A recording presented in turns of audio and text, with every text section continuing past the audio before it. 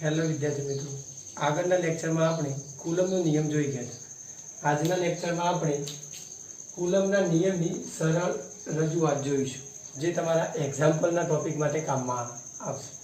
તો એના માટે માની લઈએ કે આપણા જોડે એક Q1 વિદ્યુતભાર છે અને બીજો એક વિદ્યુતભાર Q2 છે, કે જેને ઉદ્ગમ બિંદુથી એનો સ્થાન સદિશ R1 છે અને Q2 વિદ્યુતભારનો ઉદ્ગમથી સ્થાન સદિશ R2 છે.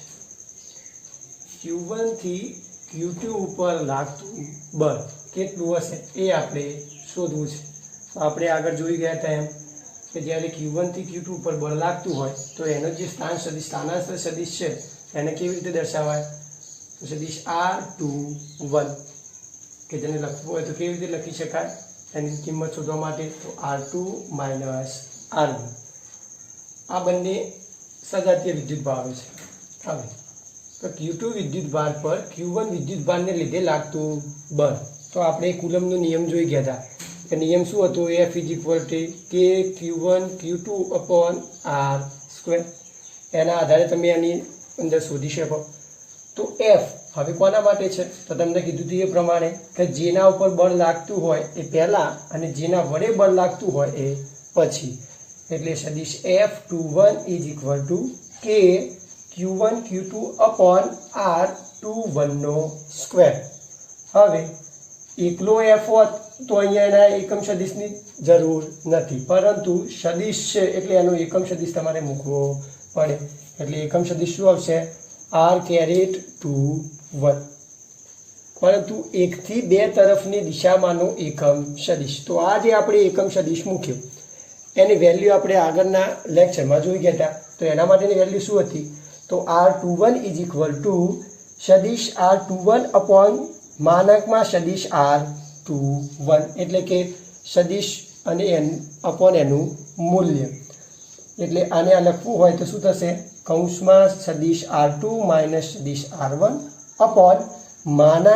સદિશ R2 - સદિશ R1. તો એ આ જે એનો એકમ સદિશ મૂકે છે કે R⁻²1 વાળો, એની અંદર તમે એની જગ્યાએ આ કિંમત મૂકી શકો. હવે કુલમના નિયમમાં એની જગ્યાએ કિંમત મૂકતા સદિશ F21 = K Q1 Q2/R2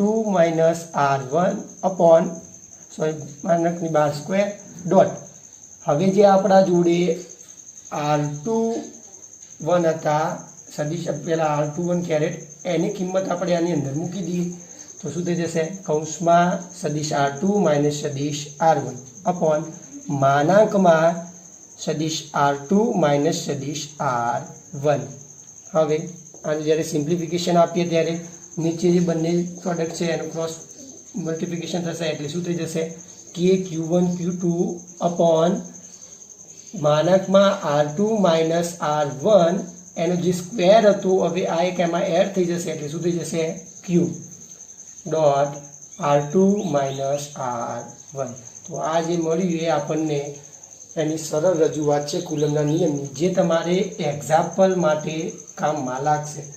એક્ઝામ્પલની અંદર તમને આ રીતે કોઈ બે વિદ્યુતભારો આપેલા હોય અને તમને કીધું હોય કે એ વિદ્યુતભાર ઉપર એક વડે બીજા ઉપર લાગતું બળ કેટલું હશે, તો એ શોધવા માટે તમે આનો ઉપયોગ કરી શકો. તમારા માટે સૌથી IMP ટોપિક એટલે કે સંપાતપણાનો સિદ્ધાંત.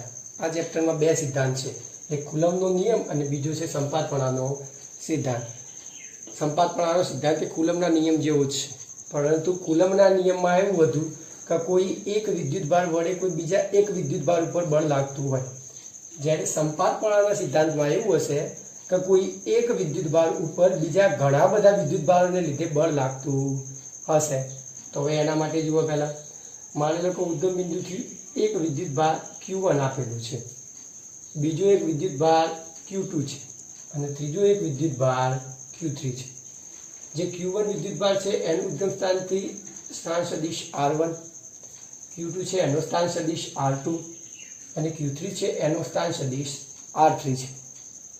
હવે આ Q1 વિદ્યુતભાર ઉપર આ Q2 વિદ્યુતભારના લીધે લાગતું બળ અને એ જ Q1 વિદ્યુતભાર ઉપર આ Q3 વિદ્યુતભારના લીધે લાગતું બળ એ આપણે શોધવું હોય તો કેવી રીતે શોધી શકાય? તો એ શોધવા માટે જે નિયમ વપરાય છે એને સંપાતપણાનો સિદ્ધાંત કહે છે. હવે સંપાતપણાનો સિદ્ધાંત જોઈએ. કોઈ પણ વિદ્યુત ભાર પર ઘણા બધા વિદ્યુત ભારોને લીધે લાગતું બળ દરેક વિદ્યુત ભાર વડે લાગતા સ્વતંત્ર કુલંબ બળના સદિશ સરવાળા જેટલું હોય છે. તો એના સિદ્ધાંતના આધારે કે કોઈ પણ વિદ્યુત ભાર પર ઘણા બધા વિદ્યુત ભારોને લીધે લાગતું બળ, એટલે ઘણા બધા એટલે એક Q2 અને એક Q3 જે એક કરતા વધારે છે, એ વિદ્યુત ભાર વડે લાગતા સ્વતંત્ર કુલંબ બળના સદિશ સરવાળા જેટલું હોય છે. એટલે પહેલા આપણે Q2 થી Q1 ઉપર લાગતું બળ શોધીશું અને પછી Q3 થી Q1 ઉપર લાગતું બળ શોધીશું. એ બંને બળોનો જ્યારે સદિશ સરવાળો કરીશું ત્યારે આપણને Q1 ઉપર લાગતું કુલ બળ મળશે. તો એના માટે જોઈએ કે Q1 પર Q2 ને લીધે લાગતું બળ, તો કુલમના નિયમના આધારે તમે લખી શકો સદિશ F12 is equal to K Q1 Q2 upon R1 square dot સદિશ R1 કેરેટ. એ જ રીતે જ્યારે Q1 પર Q3 ને લાગતું બળ, તો F13 is equal to K Q1 Q3 upon R13 નો સ્ક્વેર ડોટ R કેરેટ 13. તો આ કુલમના નિયમના આધારે તમે એક ઉપર બીજા વડે અને એક ઉપર ત્રીજા વડે એટલે Q1 ઉપર Q2 વડે અને Q1 ઉપર Q3 વડે લાગતું બળ તમે શોધ્યું. આ બંને જે બળ શોધ્યા એ બંને તમે સ્વતંત્ર બળ શોધ્યા છે. હવે નિયમના અનુસાર કે એ દરેક સ્વતંત્ર બળ છે એનો જો તમે સદિશ સરવાળો કરો તો તમારા જે વિદ્યુતભાર Q1 છે એના ઉપર લાગતું કુલ બળ તમે શોધી શકો. તો એના માટે Q1 પર Q2 અને Q3 ને વડે લાગતું બળ, તો સદિશ F ઇઝ ઇક્વલ ટુ સદિશ F12 એટલે કે પહેલા ઉપર બીજા વડે લાગતું બળ પ્લસ સદિશ F13 એટલે કે પહેલા ઉપર ત્રીજા વડે લાગતું બળ. આ બંનેનો જ્યારે સદિશ સરવાળો કરીશું ત્યારે આપણને Q1 ઉપર લાગતું કુલ બળની કિંમત મળશે. તો સદિશ F ઇઝ ઇક્વલ ટુ, હવે આપણા જોડે કિંમતમાં K છે, K માટે આપણે આગળ જોઈ ગયા હતા કે Kની બે કિંમતો હોય, તો એની અંદર Kની બીજી કિંમત હતી 1/4πε0. તો આ કિંમતનો આપણે આની અંદર ઉપયોગ કરીશું. તો સદિશ F is equal to 1/4πε0 Q1 Q2 upon R12 square dot caret R12, એટલે આ Q1 પર Q2 વડે લાગતું બળ પ્લસ F13 એટલે 1/4πε0 dot Q1 Q3 upon R13 નો સ્ક્વેર ડોટ કેરેટ R13. આનો જ્યારે આપણે સદિશ સરવાળો કરીએ એટલે તમને એના ઉપર લાગતા કુલ બળની કિંમત મળે. આ તો જોઈ ગયા આપણે કોઈ એક પદાર્થ ઉપર બે વિદ્યુત ભારો વડે લાગતું બળ, પરંતુ જો આવા ઘણા બધા બળો લાગતા હોય તો એને કરવા માટે શું કરવું જોઈએ? તો F ઇઝ ઇક્વલ ટુ શું થશે? સદિશ F12 પ્લસ સદિશ F13 પ્લસ સદિશ F14 પ્લસ અપ ટુ માની લઈએ કેટલા કણો છે n, તો પ્લસ સદિશ F1n જ્યાં n is equal two up to તમારી જે સંખ્યાઓ આપેલી હોય એ સંખ્યા. હવે એના આધારે જ્યારે એનું સિમ્પ્લિફિકેશન આપ્યું હતું 1/4πε0 કે જે દરેક માટે K ની કિંમત છે એ કેવી હશે? એક સમાન, એટલે 1/4πε0 કોમન નીકાળતા શું વધશે? Q1 Q2 અપોન R12 નો square dot R1 caret plus Q1 Q3 upon R13 નો square dot R13 caret plus Q1 Q4 upon R14 નો square dot R14 caret plus up to એવું ક્યાં સુધી? તો n સુધી છે, તો Q1 Qn અપોન R1n નો સ્ક્વેર ડોટ R1n કેરેટ. હવે આના અંદરથી હજુ એક વસ્તુ કોમન નીકળશે.